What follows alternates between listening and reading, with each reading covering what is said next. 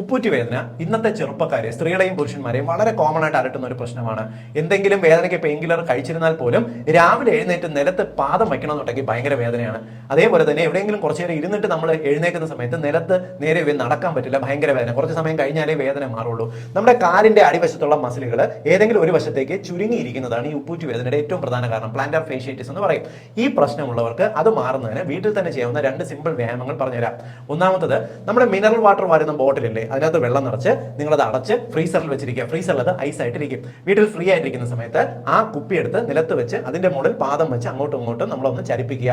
ഇത് ഇപ്പോൾ നമ്മൾ റെഗുലർ ആയിട്ട് ഒരു 2 മിനിറ്റ് ചെയ്യുക, 2 കാലിലും മാറി മാറി ചെയ്യുക. ഇത് ദിവസം 2 നേരം ചെയ്യുക. എന്നിട്ട് അത് വീണ്ടും കഴുകി ഫ്രീസറിൽ വെച്ചിരിക്കുക.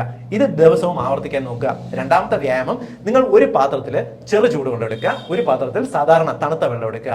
ചൂടുവെള്ളത്തിൽ നിങ്ങൾ ഒരു 15 സെക്കൻഡ് പാദം മുക്കുക, അപ്പോൾ തന്നെ എടുത്ത് തണുത്ത വെള്ളത്തിൽ 15 സെക്കൻഡ് മുക്കുക. ഇങ്ങനെ തുടർച്ചയായിട്ട് മാറി മാറി ചെയ്യുക.